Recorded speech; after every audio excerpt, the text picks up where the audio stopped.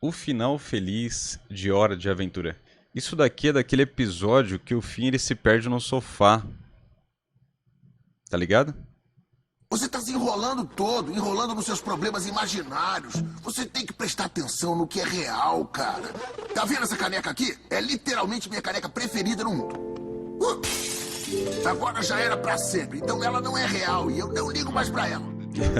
Antes de O mais Jake, nada, cara. eu queria avisar pra vocês que se a minha voz estiver um pouco mais É nos travesseiros, na verdade, né? Na minha cabeça era sofá. Que ele vai entrando, aí ele sai num mundo que todo mundo é tecido. E ele tem uma esquisita que família o inteira. normal, é porque eu tô muito gripado, tipo, Vida de muito travesseiro, gripado. Hora de Já tô Aventura. avisando agora pra Olha. vocês não estranhar depois. Então vamos pro vídeo. É isso.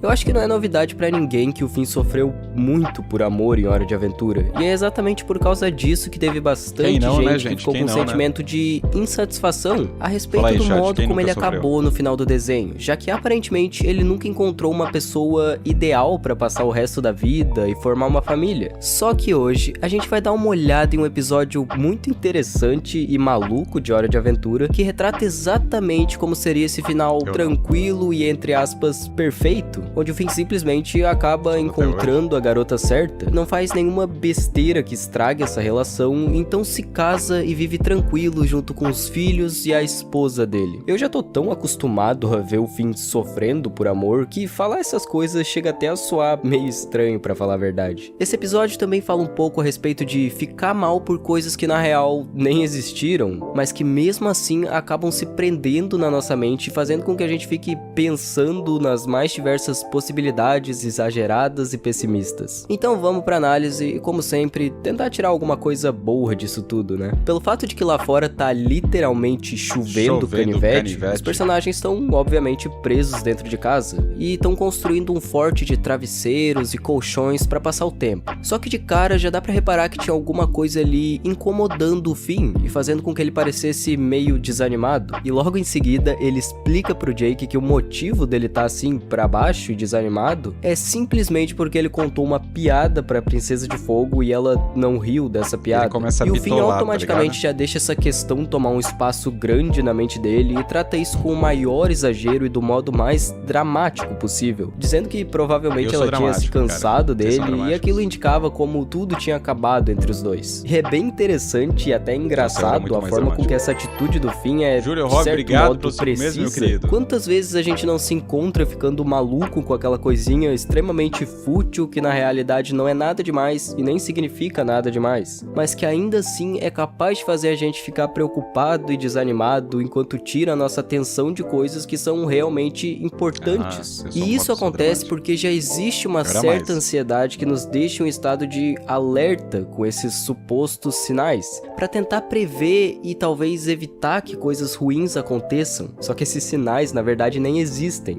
O Jake então diz pro Finn que ele tava se enrolando demais nos problemas imaginários dele e que precisava parar de fazer isso para poder ter tempo de focar naquilo que era de fato real. E logo em seguida o Jake simplesmente taca a caneca favorita dele pela janela e diz que a questão dela ser a favorita dele já não tinha mais nenhuma importância, porque a realidade agora era que a caneca tinha ido embora para sempre, portanto era isso que importava. E através dessa atitude meio maluca e meio exagerada, o Jake tenta fazer ele voltar pro mundo real e enxergar as coisas como elas são e ter uma certa aceitação sobre isso. Só que naquele momento o Finn tava vendo as coisas através da ansiedade e da insegurança presentes nele. É muito fácil de perceber quando isso tá acontecendo com o outro, mas é muito difícil de perceber quando isso tá acontecendo com a gente. Ele Tanto que o que eu mais tive que aprender é identificar quando eu tô em crise depressiva, tá ligado? Que aí eu começo a ver tudo, e hoje em dia eu já sei, assim, eu começo a ver tudo mais negativo. Aí eu já sei que eu tô... É comigo, não é com o mundo. Tanto que eu já falo pra Lara, não, não é com você, é comigo. O rolê é comigo, então eu preciso de um tempo. isso tá acontecendo com o outro, mas é muito E não justifica, tá ligado? Mas eu, às vezes eu preciso de um tempo justamente pra entender e pra sabe, né? Hoje a live tá bem filosófica, tá? Eu só separei vídeo filosófico hoje. Muito difícil de perceber quando isso tá acontecendo com a gente. Ele então diz que precisa de um tempo sozinho pra deixar a mente dar uma pirada, e que talvez isso fosse ajudar com aqueles problemas internos. Só que quando ele entra naquele forte que eles tinham criado, pra poder ficar um pouco sozinho, o mesmo acaba passando por uma portinha que o leva até um lugar muito louco e bem diferente, feito inteiramente de lençóis, travesseiros, colchões e etc. E assim que ele olha pra trás, a porta já tinha simplesmente desaparecido. O Finn então age como um herói e consegue derrotar com muita facilidade um dragão lençol, que tava atacando o terror por ali, perseguindo algumas pessoas travesseiro indefesas. E por conta desse acontecimento, o prefeito dali faz questão de dar uma festa em comemoração ao ato heróico dele. Só que mesmo assim, ainda era nítido que o Finn tava meio triste e preocupado por causa dos problemas imaginários dele, já que durante toda a festa ele só fica em um canto pensando sobre essas coisas. Porém, isso muda no momento que ele conhece a Rosalinha, uma garota travesseiro que aparentava ter algum interesse nele e que era filha do prefeito. Os dois conversam um pouco de forma descontraída e em seguida ela convida o Finn pra dançar. No começo ele recusa o convite, dizendo que tinha namorada, mas ela diz que seria só uma dança e que não era nada demais. Então os dois acabam dançando juntos, e é visível que, querendo ou não, rolou uma tensão romântica ali entre eles, já que isso era quase impossível de se evitar. Nesse momento, o episódio corta pra casa da árvore e mostra o Jake recuperando a caneca favorita dele. Pelo visto, lidar com a realidade não é algo tão simples assim quando essa realidade nos machuca ou tira algo muito importante da gente. E na verdade, em diversas vezes, é algo bem complicado, dolorido e que demora bastante tempo. Então, quando corta pro Finn de novo, parecia que já tinha se passado muito tempo, porque naquele ponto ele já tinha se tornado um homem adulto que tinha 2 filhos e tinha se casado com a Rosalinha. E inclusive os filhos e a esposa aparentavam amar ele imensamente. E pra falar a verdade, todos ali pareciam extremamente felizes e vivendo uma vida boa e tranquila. E é bem interessante de olhar pra um desfecho assim pro fim, porque é basicamente a ideia que muita gente tinha e tava esperando pro final dele em Hora de Aventura. Aquele final onde ele encontra a garota certa e vive o felizes pra sempre, entre aspas. E na minha opinião, não seria ruim se fosse assim, muito pelo contrário, mas como a gente sabe, não foi assim que aconteceu. E eu também não considero o que aconteceu ruim. Só que mesmo apesar de ter construído uma família que amava muito ele, o Finn ainda demonstrava vontade de voltar pra casa e tava buscando pelaquela porta misteriosa que tinha trazido ele até aquele lugar. E quando corta pro Finn de novo, ele já tinha envelhecido pra caramba e aparentemente tinha passado a maior parte da vida dele em busca da passagem de volta pro próprio mundo. A Rosalinha então chora e demonstra uma grande tristeza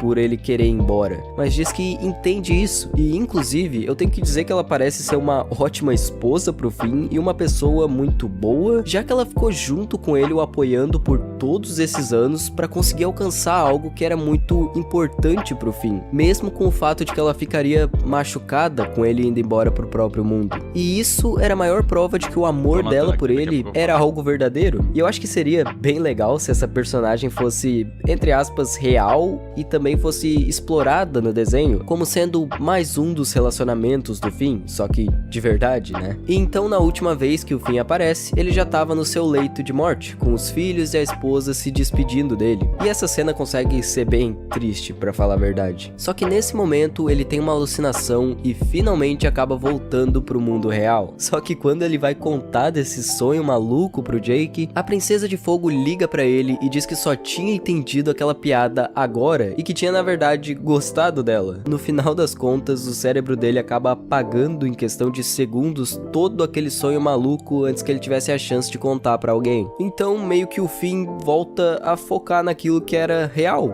Ele deixa o que era imaginário pra lá. Tá. Pô, não falou, então eu vou falar aqui, hein? Porque esse episódio tem várias interpretações.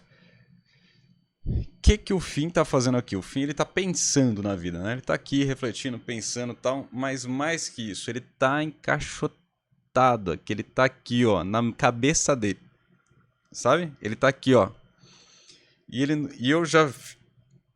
Eu acho que vários de nós, a gente se coloca em situações como essa que a gente fica remoendo as coisas.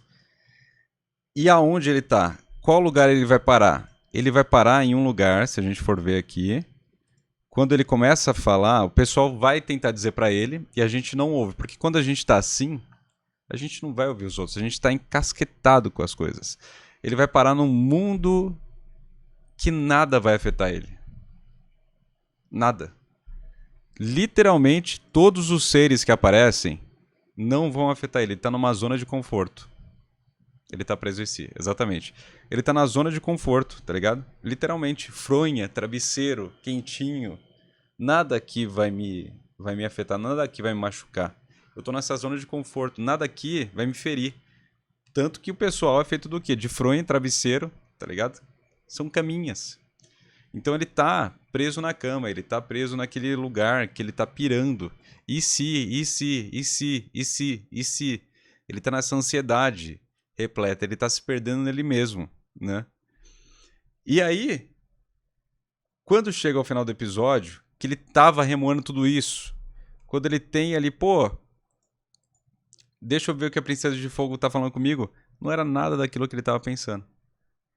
Então, assim, cara, a zona de conforto, ela é perigosa. Você fica ali muito tempo nela e às vezes você se desprende, você começa a abstrair a realidade. O que é palpável, o que é real. E aquilo ali que o Jake tava querendo falar, o Jake quando ele joga a caneca e pega a caneca, ele tá falando assim, ó, cara, espera, coloque isso lá pra fora. Talvez esse não seja o momento de você ficar remoendo isso. Não que essa caneca não seja importante. Ela é importante pra mim. Afinal, é uma caneca que eu gosto. Mas ela não precisa ser importante nesse momento pra mim.